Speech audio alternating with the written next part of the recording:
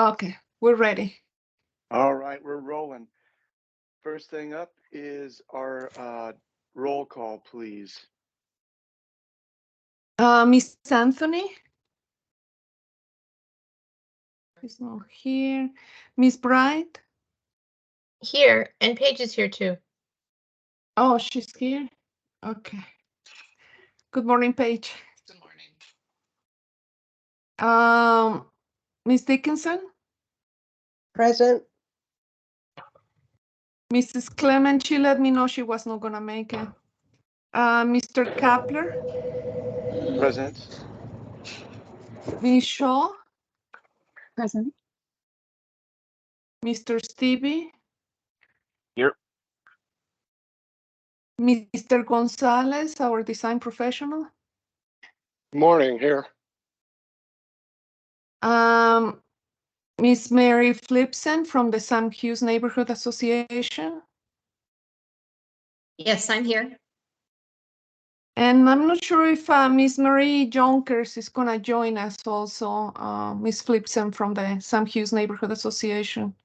I spoke to her yesterday afternoon and she said that she was planning to come to join us. Oh, So hopefully she'll okay. jump on here before Yes. too long. Okay, I sounds just good. joined. Oh, There okay, Can you great. hear me? Yes. Okay. Yes. So the only thing I need to know is which one of both of you will be the voting member. Both can attend, but only can vote. One can vote. Oh, I didn't realize this was a voting type of thing. I don't know, Yeah. Marie. Do you want to vote? That would be all right. Okay. Okay. Thank you so much, Ms. Jonkers. We have You're quorum, welcome. Mr. Chair. Excellent. I don't Let me see- share my screen too. Sorry, I Okay, forgot. good. I was wondering if it wasn't popping up on my phone. I like to follow that script. All right. Thank you. So the next thing we need to do is some internal design review board business. It looks like an election of chair and vice chair. Yes, So- Mr. Chair, members of the DRB, and my apologies.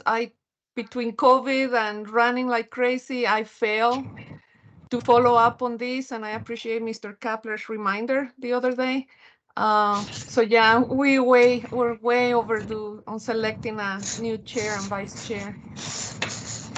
And does it need to happen this morning, or is this morning the announcement to think about it? You would I like it to guess happen it this can morning? happen this morning. It doesn't have to, but the sooner Well- the better, because we're way overdue. Overdue. Okay. Well, and then I would just like to let the group know that I'm not going to pursue either one. I've had my run at chair, and I think vice chair back in the day, but I think it's good to rotate it. I've held on to it for too long, so it's wide open. I And was, yeah. I was just wondering if we could do this after the case, so those folk don't have to sit around. That's an excellent idea. I guess I'll use my privilege as the chair to move item number 2 to the bottom of the agenda. How does that sound? All right, good suggestion. Next, we need to review and approve the previous meeting minutes from June 16th, 2023. And we had full attendance, it looks like, back on that day.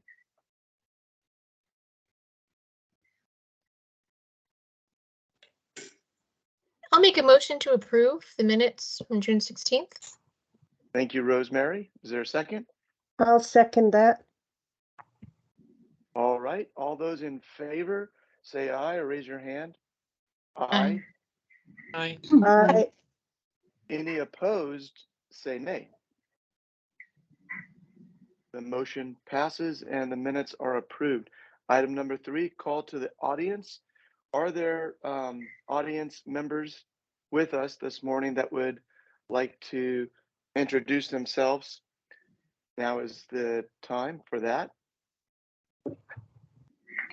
Good morning. My name is Rick McLean. I'm with Rep McLean Design and Construction, and I'm part of the Solot Plaza project, which I think we'll be talking about here soon. Great. Good morning, Rick. We consider you part of the applicants team and not strictly an audience member, but it is always good. We always like to perform in front of an audience anyway, so it's good that you're here. And we never get anyone who's just an audience, not really, but we always like to give the opportunity. So now, agenda item number 5 is our case for the morning, and it's case SD 0623-00069, the Solot Plaza on 2635 East Broadway Boulevard. And I first would like the staff to give us their overview, and then the applicant can do a presentation of their application. Thank you, Mr. Kapler. Yes, this is the remodeling of the existing Solot Plaza, now to be called Sol Plaza. And there's a variety of modifications being proposed by the applicant in the front and the back, new access from Broadway, new parking lot in the back, 2 entrances, one on the north, one from the south, some shade structures, new landscaping. You know, I'll let the applicant go over his presentation. But yeah, they're choosing to utilize the Sunshine Mile District overlay as a tool for redevelopment. And with that, they're asking for modifications to the standards from the Unified Development Code. One of them being the parking requirements. So they're just reducing by one space. They're proposing different landscaping and screening requirements and setbacks. This project was reviewed by the design professional, Mr. Rick Gonzalez, here in July 23rd and August 2nd. This year, also because the structures on site are contributors to the Sunshine Mile National Register District. It had to go through historic review, and the Historic Plan Review Subcommittee reviewed this project on August 31st and recommended approval as presented by the applicant.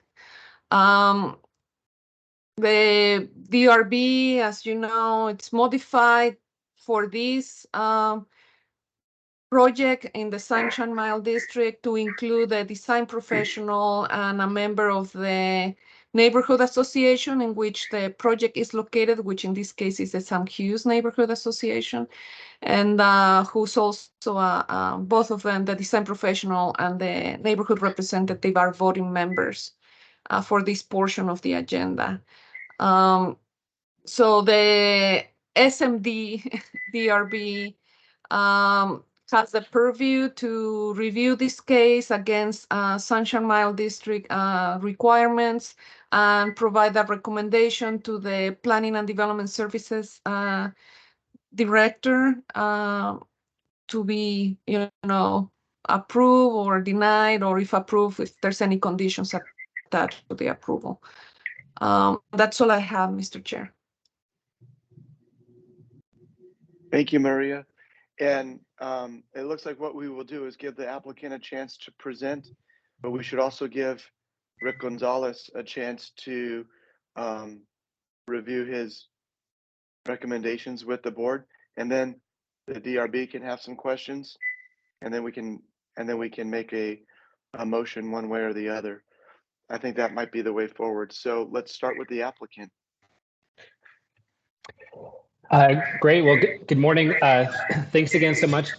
My name is Rick McLean. I'm with Rep McLean Design and Construction. I also have Paige Rep with me as well, too. Hi, I'm Paige Rep. I used to be chairman of the DRB back in the day. You might get elected this morning. Just like you, I've done my time. Well, thanks so much for having us this morning. We're excited to show you what we're thinking for Solot Plaza here. Maria, should I share my screen? Is that best? Perfect. It is best, Rick. Thank you. Yeah.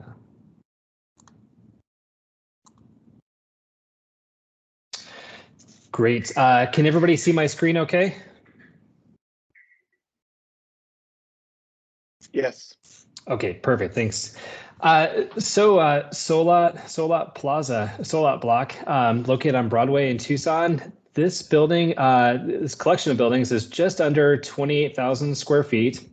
It was built between 1955 and 1967, and many notable Tucson architects from that time were involved in the project, including Bernard Friedman and Nicholas Sekeller.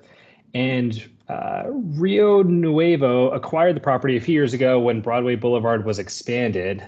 You can see here what it looked like in 2016 with Broadway Boulevard, and all the parking was located on the south side at Broadway Boulevard, and really kind of what it looks like today with the expansion of Broadway Boulevard and the removal of the parking on the south side there.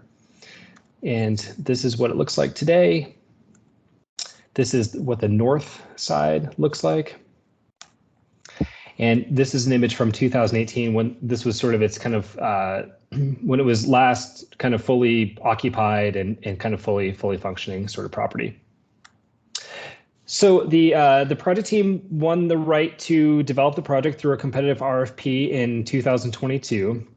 And the goal of the project was to honor the historic character of the original buildings and also bring businesses that are amenities to the surrounding neighborhood so that it can be kind of utilized and enjoyed and maintained for future generations. So the proposed mix of uses in here is a little bit of restaurants.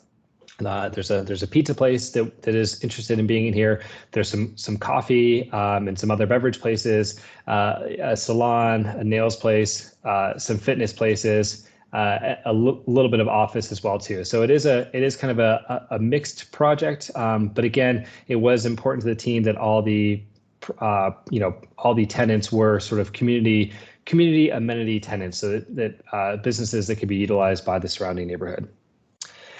There are several challenges to the project. The first is parking. So as we talked about, when Broadway Boulevard was expanded, all of the parking that was on the south side was removed from the project. So the team is proposing to relocate that parking to the north side of the property here. One of the other challenges is that the property line, the western boundary of the property line is the edge of this building here. The eastern edge of the property line is the east side of this building here. So the buildings do occupy kind of the full frontage of the property all the way across there, meaning there's no real access from Broadway Boulevard to the north side of that parking lot. So the development team is actually worked out an agreement with the adjacent property owner here. And just for context, they're paying $250,000 to secure an easement to allow vehicles to come off of Broadway Boulevard. So you can see this is the proposed new drive entry that would allow cars to come off of Broadway Boulevard and back to the north side of the parking lot here. In addition, in order to kind of fit the parking between the north side of the building and the property line, we're proposing to remove two non-historic additions to the building and do partial demolition of two historic sections of the building. So this, where I've got my cursor here, this was an addition that was built after the original building was built, and this over here was an addition that was built after the original structure was built. But we're proposing to do a partial demolition of this section of the building back here and of this section of the building over here. Probably the most visible one is the one on the west side. So this is the west area over here that we were just looking at. And so you can see this is a view from the north. This is that non-historic addition that was done after the original building was built. This section back here, we're looking at removing that, and then also removing a section of the building to this point right here as well, and then maintaining everything to the south. And this would allow us to create that drive aisle that brings vehicles back to the north side of the parking lot.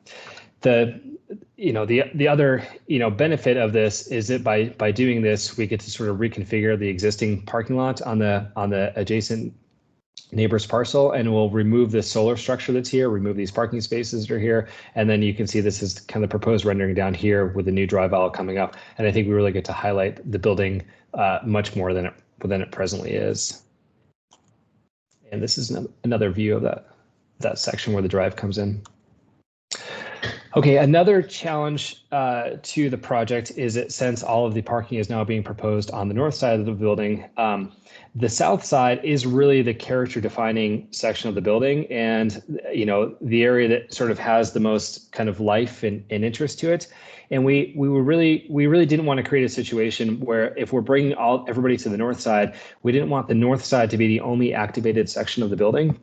And then all of a sudden that the south side, which is really the Broadway kind of public facing facade, we feared that may, if there wasn't anything happening there, it could become like a little bit lifeless and just not have this, the same amount of character and vibrance that we wanted to happen here. So what we're looking at doing is actually creating 2 pocket patios. So you can see one of those sections is right here.